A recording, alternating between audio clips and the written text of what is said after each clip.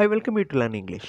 ஒரு இன்ட்ரெஸ்டிங்கான at the same time ரொம்ப ரொம்ப முக்கியமான கிராமர் இந்த வீடியோவில் பார்க்க போகிறோம். வாங்கு அப்படிங்கிறதுக்கு இங்கிலீஷில் பை, நீ வாங்கு அப்படிங்கிறதுக்கு யூ பை.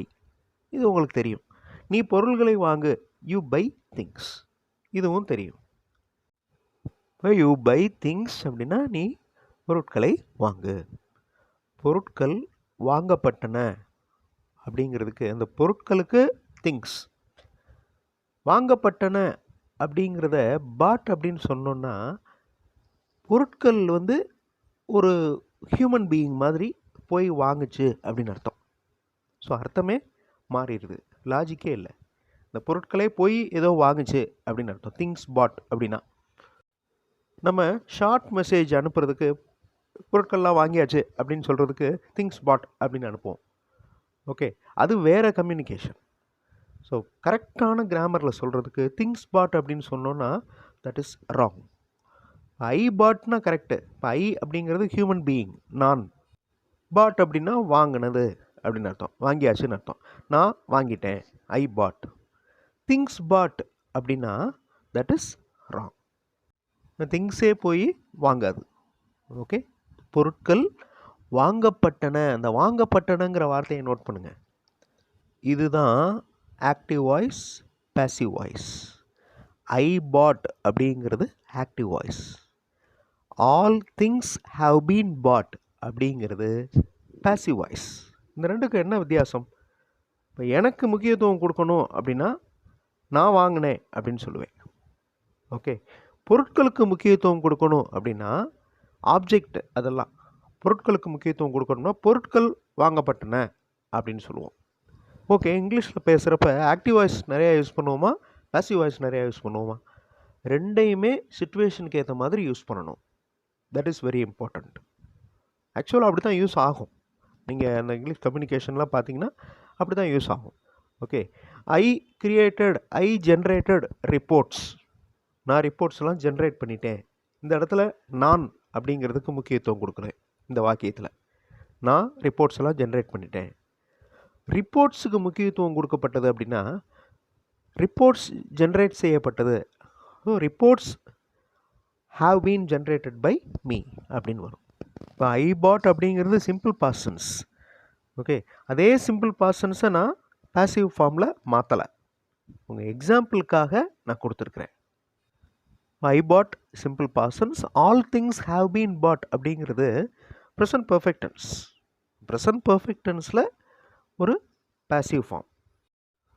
ஓகே, அனைத்து பொருட்களும் வாங்கப்பட்டது. All things have been bought. அனைத்து பொருட்களும் என்னால் வாங்கப்பட்டது. இது எப்படி சொல்கிறது? என்னால் வாங்கப்பட்டதுன்றத by me. All things have been bought by me. Video pass பண்ணிக்கோங்க. அவர் ஒரு பிரச்சனையை தீர்த்தார். இதை இங்கிலீஷில் சொல்லுங்கள். Simple past. He solved a problem. ஒரு பிரச்சனை அவரால் தீர்க்கப்பட்டது. இது எப்படி இங்கிலீஷில் சொல்கிறது? ப்ரெசன்ட் பர்ஃபெக்ட் டென்ஸில் சொல்லணும். A problem has been solved by him. So நான் மறுபடியும் சொல்கிறேன், மேலே இருக்கிறது சிம்பிள் பாஸ்ட் டென்ஸ். இதனுடைய பாசிவ் ஃபார்ம் கீழே இருக்கிற சென்டென்ஸ் கிடையாது. ஒரு எக்ஸாம்பிளுக்காக இப்போ சொல்கிற மாதிரி ப்ரெசன்ட் பர்ஃபெக்ட் டென்ஸில் சொல்கிறேன். ஓகே, அப்போ மேலே இருக்கிற வாக்கியம் ஹீ சால்வ்ட் எ ப்ராப்ளம், இது பாஸ்ட் டென்ஸில் இருக்குது. இந்த பாஸ்ட் டென்ஸ்லேயே நம்ம பாசிவ் ஃபார்மில் மாற்றினோம்னா a problem was solved by him அப்படின்னு வரும். இப்போ இதை யோசிங்க. நீங்கள் காய்கறிகளை சமைத்தீர்கள். Simple past tense. You cooked vegetables. காய்கறிகள் உங்களால் சமைக்கப்பட்டது. Vegetables have been cooked by you. Past டென்ஸில் vegetables were cooked by you. Next sentence. நாங்கள் குழந்தைகளை கவனித்துக் கொண்டோம். We watched children. நாங்கள் குழந்தைகளை கவனித்துக் கொண்டோம். குழந்தைகள் எங்களால் கவனிக்கப்பட்டது. ப்ரெசன்ட் பர்ஃபெக்ட் டென்ஸில் சொல்லணும். Children have been watched by us.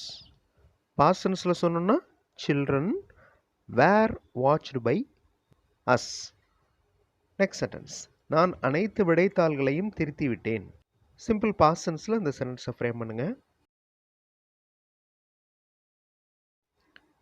I corrected all answer papers. அனைத்து விடைத்தாள்களும் என்னால் திருத்தப்பட்டது. இது ப்ரெசன்ட் பர்ஃபெக்ட் டென்ஸில் சொல்லணும். All answer papers have been corrected by me. இது present perfect tense. Okay, I corrected all papers அப்படிங்கிறது சிம்பிள் பாஸ்ட் டென்ஸ். அதனுடைய பாசிவ் வாய்ஸ் கீழே இருக்கிற வாக்கியம் இல்லை. அதை நீங்கள் நோட் பண்ணிக்கணும். இப்போ நீங்கள் எந்த வாக்கியங்களை ட்ரான்ஸ்லேட் பண்ணுங்கள். அவர்கள் பெட்டிகளை திறந்தனர், பெட்டிகள் அவர்களால் திறக்கப்பட்டது. நீங்கள் சிம்பிள் பாஸ்ட் டென்ஸ்லையும் சொல்லலாம், ப்ரெசன்ட் பர்ஃபெக்ட் டென்ஸ்லையும் சொல்லலாம். இதனுடைய ஆன்சரை கமெண்ட்டில் சென்ட் பண்ணுங்கள். அடுத்த வீடியோவில் இன்னொரு இன்ட்ரெஸ்டிங்கான கிராமர் பார்ட்டோட பார்க்கலாம். தேங்க்ஸ் ஃபார் வாட்சிங் and thanks for your valuable comments.